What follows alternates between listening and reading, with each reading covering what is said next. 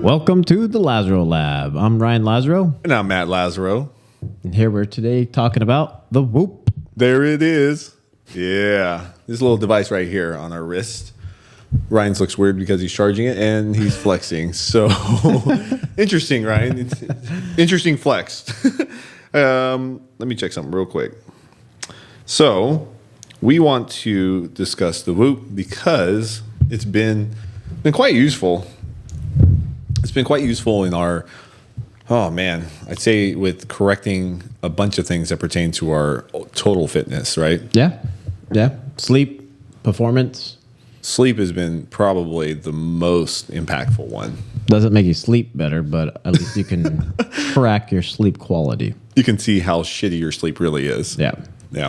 Well, I mean, or you can see how good your sleep is, really. Yeah. So here's the thing. Let's talk about what the Whoop actually is. Ryan, tell us. No, so the Whoop is basically a very complicated device. This device actually measures heart rate and heart rate variability. The new one, the 4.0 is coming out, actually will even include things like skin temperature. It also does a pulse oximeter. And a pulse oximeter. So your skin temperature, pulse oximeter, and what was the other? Oh, respiratory rate. Which it already does. Yeah. So are you in the green today? Nope. No, I am. I think 60 something. That's close. So when we talk about whether you're in the green, whether in the yellow or the red, that's pretty much a reference of total recovery. I don't know if you can see this. There I am. Look at that. It's good stats right there. Look at Ryan. He's a loser. No, it's not bad. I know, actually. That's pretty damn good for you. I think it's a little better than mine right now. Yeah, resting heart rate's lower. Yeah. Means I'm healthier. Yeah, for a minute there, thought you were declining. That's just bad eating habits. So, Ryan, you want to... Actually, let's talk about how this device, interestingly enough, can actually show you the impact of eating bad, eating poorly. Yeah, eating poorly or just bad choices of time of eating or eating too much prior to bedtime. Let's see if I pull up the previous week. So I was at a high of, this looks like it was a Saturday night, resting heart rate of like 57. What were you doing? What kind of sleep? Probably had some alcohol. But now, I mean, my new low is 45. Yeah. It's significantly dropped by, instead of eating at midnight and going to sleep at 1 a.m., my last meal is at 9 p.m., which helps significantly because my body is not trying to work on digesting. Digesting 2,000 calories before you go to bed. I'm trying to boost my metabolism. Oh, God. Make my body work while I'm resting. Yeah, no. Doesn't quite work like that. Definitely doesn't work like that at all. So the interesting thing is you're able to find correlation between what's actually going on with your habits relative to the outcome. Yeah. Well, and it's instantaneous feedback basically, because sometimes you can even get into a workout that you feel like you should be performing better, and you're trash because your recovery reflects pretty much all the things that you weren't doing or were doing that impacted it negatively. Yeah. I mean, I could see here this is for the resting heart rate, it's on a downward trend. And that's a good thing. And that's really contributing for me eating a balanced amount of calories appropriate for me, going to sleep earlier, drinking more water. These are things that help contribute me to stay green. Mm-hmm. Stay green, guys. So being green basically implies that based on Ryan's personal metrics, meaning Ryan's average resting heart rate, average HRV, and I'll touch on HRV a little more. HRV, interestingly enough, is something that's a little more new in the sense of the data that they've been collecting on the correlation between your health and your HRV. And HRV is the heart rate variability, which means the milliseconds between each heartbeat. So you have the beat, and then in between that is a time refraction, and it's measured in milliseconds. And the higher the number that is, the better typically. But it's based on an average, right? So Yeah. most people, there's some interesting correlations between HRV and age. So the younger you are, the higher the HRV typically. Makes sense. I mean, your heart's probably going to be a little more healthy. And the older you get, or the less fit you are, or the more unhealthy you are, typically we see lower HRV followed by higher also resting heart rate. Yeah. So your resting heart rate doesn't necessarily need to be extremely low. I know when I'm recovered really well. Should be lower than what it is for your daily. Yeah. God, yeah. Your average daily. But mine, if it's in the 40s, in the mid to upper 40s, I'm usually okay. And occasionally it goes back up into the 50s, but that's usually because I'm either, overextending in my training or eating like Ryan at night. Certain time of the month for him. Don't talk about that. No, but that's the thing. Like it's we're able to really narrow down some of these interesting specifics, and obviously it's maybe not the most accurate of things all the time, but it's Tracks consistency though. exactly. So consistency is another way that we can use. Consistency of measurement acts as what we call a proxy. And a proxy is just like an approximation of where things are relative to how they've been.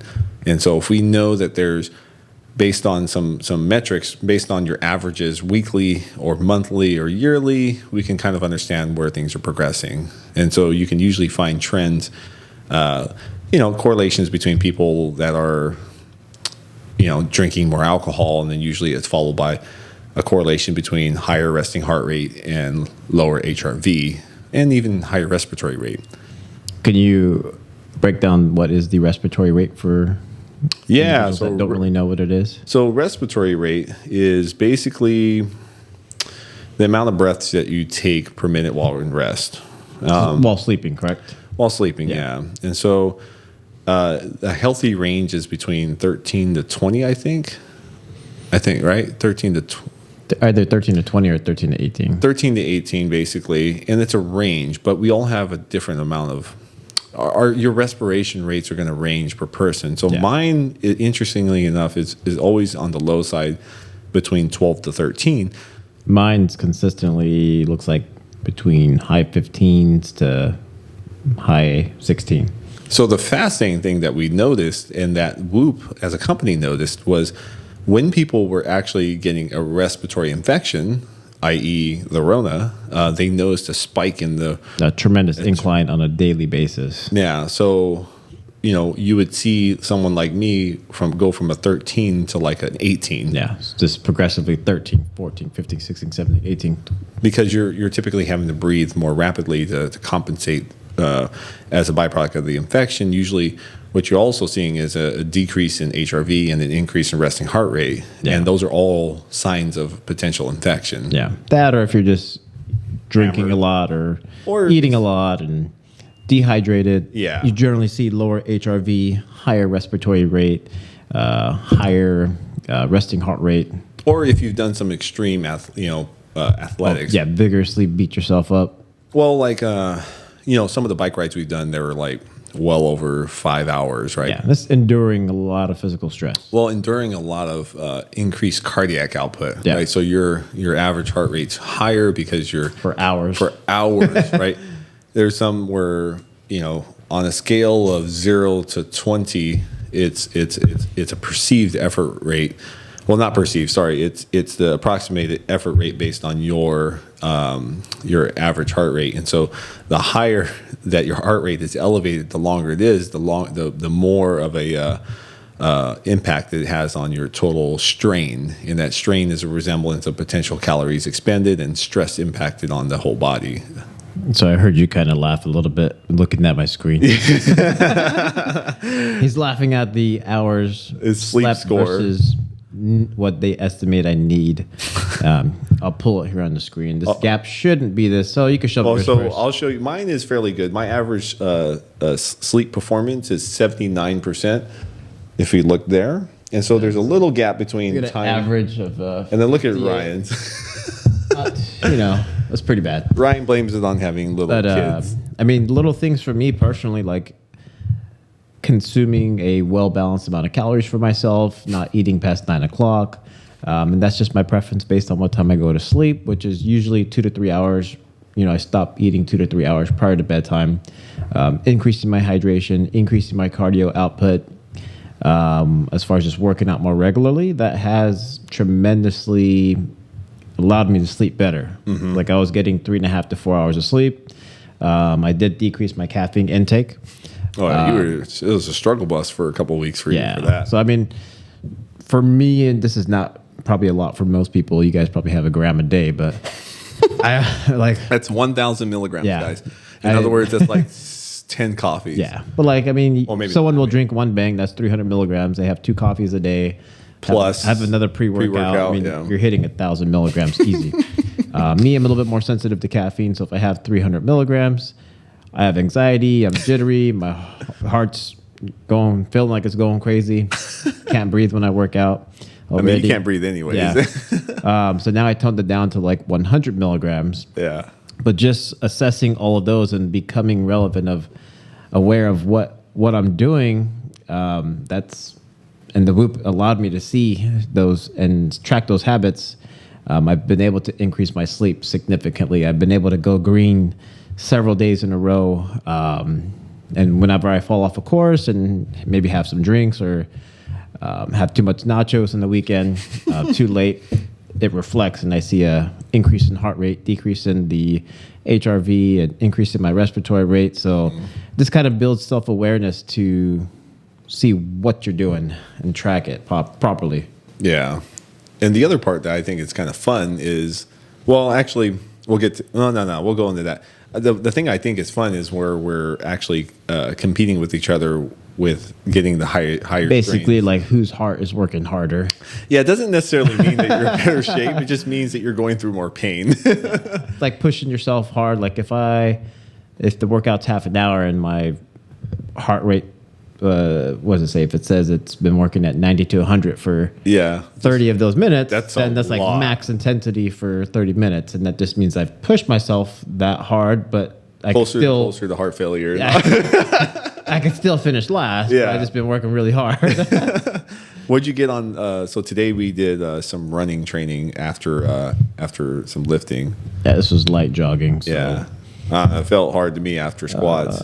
So this is, so you actually... I was lower than you. Did lower than me, which is... You did squats, so you probably had more fatigue. But you got what? One max heart rate of 180. Mine was 176. It touched once, basically. Yeah. Average heart rate was 143. Yeah. It never went down that much. Maybe mine's a little bit longer. Well, still. Yeah, I mean, that shows that I'm in more shape. Heavier squats before. It was like 20 minutes of squatting, guys. Come on. My legs were hurting really bad. But it gives you an understanding of perceived of general effort relative to your cardiac output. So it's interesting because when you retest workouts that you know that you're repeating, you can actually compare your old data. Yeah. Or like what I've done with bike rides and hiking and stuff like that. I've repeated certain hikes or repeated certain areas of cycling and seen an increase in performance because I'm doing it faster and my heart rate is slower lower. Track the duration and see that your average heart rate was lower. See when you took breaks, depending on where things... If you're being a little... But yeah, no, it's a great way to track personal progress, to track competitive progress against one another or people you're group training with. And like I said, it doesn't prove one or another's in better health or shape, but you can definitely see who's putting forth the effort. Yeah. So I mean, it does resemble some health. Yeah, it does. I mean, if your resting heart rate's high, that's a bad sign. Yeah.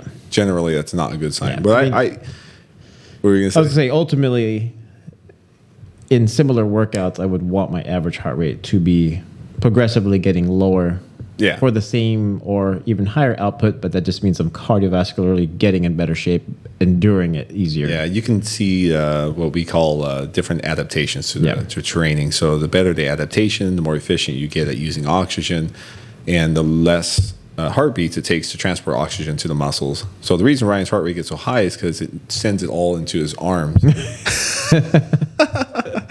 I don't have any excuse. It just goes high because I try hard. One of the interesting things is I only recommend this to people, and especially when I'm working with clients, I only recommend it if you are the type that does not get stressed out with instantaneous feedback. Because some people do. Like, they're always like... Well, it brings comfort to me if I'm having anxiety at nighttime and I want to see what my heart rate is at. Then I can watch it either spike up or go down. So. Why do you pay attention to that? Just confirmation. That you're not having a heart attack? Yeah. You're like, oh, no, it's over. Yeah. No, but I've actually noticed, like, I felt like it's been high and it shows a little elevated in the past, but is there any relation to, like, can your blood pressure raise but your heart rate not go faster and you feel stressed? Or well, you may not be feeling an increase in blood pressure per se. It's like, say when people experience anxiety, that's those are different variations of hormones or neurotransmitters, or so you can feel like your heart rate's going a lot more faster than because your nervous system is priming itself for stress, right? So it's almost like a preparedness state, and so if you need it to pump faster, it can. Gotcha. Right, and so it doesn't necessarily mean just because you feel it, it will make it happen. Yeah, what's your heart rate right now? It's probably high. I get pretty excited when I talk. I always notice that when I... So I'm at 65 roughly right now. I'm at 80 right now. Then again, I drank a lot more caffeine, right? Well, actually, now it's going back down. Yeah. Yeah, it's been staying kind of high. But no, the more... I get pretty... It's how we interview people. We put a whoop on them and then... See if they're lying. No. Ask them questions, and if it starts spiking, then they're getting nervous. We're getting closer to the answer. Interrogation style. Yeah. Do you want to break down a little bit about the sleep cycle? Like the sleep cycle and some of the other stuff. It has your awake time, your light sleep, your REM sleep, your deep sleep. I think that's definitely important as well. I think some of our habits, what contributes or what can someone do to get better deep sleep or better REM sleep?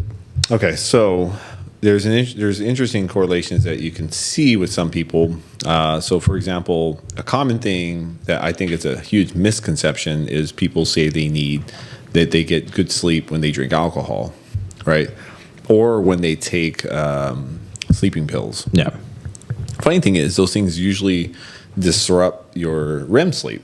Like the quality of their sleep. Well, just the phases. So you have 3 phases of sleep, right? And this is like a very super oversimplified version of that. This stupid fly in here.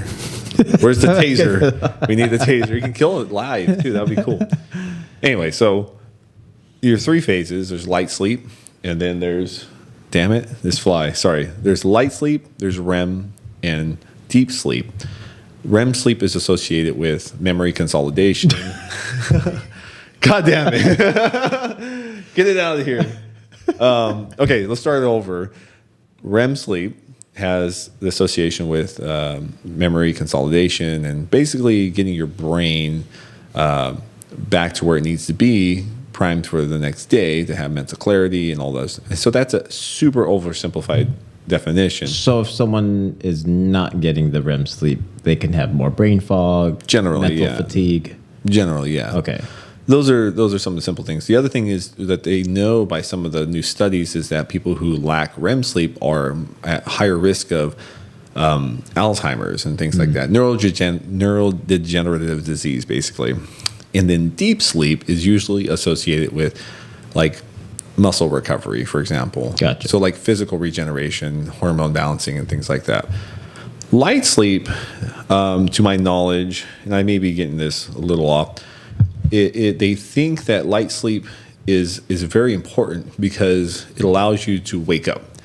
easier. I was going to say, yeah, it's pretty important to wake up. Well, no. So think of it this way. So let's say if we're out camping and a bear comes up, Just like your subconscious alertness. Yeah, so they think it's an evolutionary trait to allow us to wake up when you're sleeping to prevent being killed or eaten. Off topic, but why do people sleepwalk? Or I don't really know the answer to that. We'll have to look into that. Yeah, because Roy does it in Resi sometimes. Oh, I don't know if you remember, but I used to do that too. You probably don't really remember too much of that because you're younger, but apparently I did it a few times. Like she got up and then she like walked around and then she grabbed the Theragun. I was like, don't drop it. Turns it on. Yeah, you don't want to drop it. Usually when she has to use the restroom though. So is she pretending? What? To go bathroom? No, pretending to sleepwalk. Nah, I doubt it. Yeah. I used to sleepwalk when I was younger. Yeah. But like I said, mom and dad only saw me do that a handful of times. So God knows how many. Didn't you like pee in the trash can? I think I don't remember that. Of course you're going to bring that up. I remember someone said that. I heard it somewhere along the line. So apparently I woke up. I woke up to go to the bathroom and I was sleepwalking, apparently, because I don't really remember doing this. But apparently I went and urinated in the trash can in the kitchen. I think that's a common trigger, though, where people are waking up because they have to use the restroom. Yeah. Because she was probably going to pee in the ground if I didn't, snap her out of it to go to the bathroom. Yeah. But, we'll have to look into that more. Yeah. Yeah, we'll do some research. So, anyways, ideally, you need a balance of all of it. Usually, the majority of your sleep should come from light, and then your REM and your deep are usually split in two, and that usually shows a healthy sleep cycle. And then there's a lot of awake time, whether that you are actually awake or whether you are aware of it or not aware of it. Because if I remember correctly, every 90 minutes you go through that same cycle, and so technically you're a smidge awake, but not quite, and you go right back into that sleep cycle. Oh, so it's constantly cycling every 90 minutes. Every 90 minutes, yeah. So if you look... So it's just a cumulative... Yeah, so if you look at this, and if we look at the overlap of when REM happens and when deep sleep happens... Oh, it's kind of periodic. There's a pattern behind it, which is kind of cool. So... That's the thing. This gives some context, and it also gives you indication whether you're deprived of something, or if people tell me, "Oh, I sleep great when I have alcohol or smoke weed." And the funny thing is, this actually shows typically for most people who do both of those usually have a decrease in REM. Yeah. Unless you take enough. Well, not for alcohol, but for THC, if you counterbalance it with enough CBD, we usually see there's typically a possible improvement in REM. But I just, me personally, and I know you, CBD by itself seems to help. Works amazing. Yeah. But you got to take enough. That's the thing. Yeah. We'll talk about that in a whole nother podcast, but taking enough CBD is huge, and we find some huge correlations to everything on there. So what do you think about what is enough sleep for someone? So there's some debate on this, but on average, most of the sleep research says 7 to 8 hours. So what about people that say, "Oh, I get 4 hours of sleep, I feel amazing, that's all I need"? So one of the things that's likely happening is that they have some what we call maladaptations. So a positive adaptation is something good that's changing as a byproduct of good things. But a maladaptation is it's getting the body to acknowledge and think that it's actually okay when it's not, because you kind of built the bad habit, and now it's just saying so it's like you're used to feeling shitty all the time, so your version of feeling good is down here, right? So if we look at it on a scale, if you're F, D, just like grade a scale F, D, C, B, A, they have no clue how it feels to feel like an A, so their D feels like an A. Yeah. They're being graded on a curve, right? Gotcha. So so it's kind of related to how people eat really processed foods, and or eat they're too like, we much. feel normal, we feel fine, and then all of a sudden they start working out, eating more cleaner foods, less processed, and they're like, wow, They feel it's like, a it's a significant huge increase. difference. Yeah. Yep, and that's typically what's going on with that.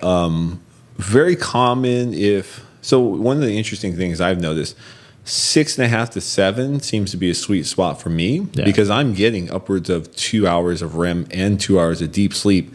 So my sleep is partitioned almost perfectly as if I would have been with 8 hours. Yeah. And so when you have the most impactful thing on sleep, in my opinion, from what I've seen, is timing, right? So the more consistent you are at going to bed at the same time and waking up at the same time, the better off you're going to be. Is that like the circadian rhythm? Yeah. So and that basically has a significant impact on hormones. So how much cortisol is being produced at what time of the day, followed by when the body starts to produce melatonin, when it starts to produce and convert, So things just like creating a vitamin healthy, D. consistent habit. Yeah, but that's the thing. Every mammal is on a circadian rhythm. Well, not just mammal actually, but just everything in general. Ryan has to take a call. So, and I'll probably tie things up right here in a little bit, guys. But overall, consistency amongst when you go to bed is probably the most important part in regards to regulating your sleep. Let's see here. One more thing probably to cover, aside from the sleep, the strain, your ability to track your recovery. The nice thing that this does, the longer you use it, is it gives you weekly reports, monthly reports, and yearly reports. So you can track and see everything that's progressed overall over the time frame of you using it. And the cool thing is you can wear it pretty much 24/7. And when you need to charge it, you don't have to take it off. You use an external battery, pop it on there, it charges it. You can leave it on. It's waterproof. I mean, I've worn this climbing in the snow, mountain biking, swimming, been in the ocean with it. Literally, it's been with me everywhere. So I just wanted to go over that because we've talked about it a handful of times on the podcast, and people ask us a lot about it anyway. So if you're considering using it, I'm going to put up a little coupon. You could use our link. If you buy with our link, you get a discount, of course. So if you're interested or if you have questions, just let us know. Otherwise, I think that's all we have for today, and we'll keep things going. So thank you for tuning in, and make sure that you like and subscribe. Other than that, have a good day, guys.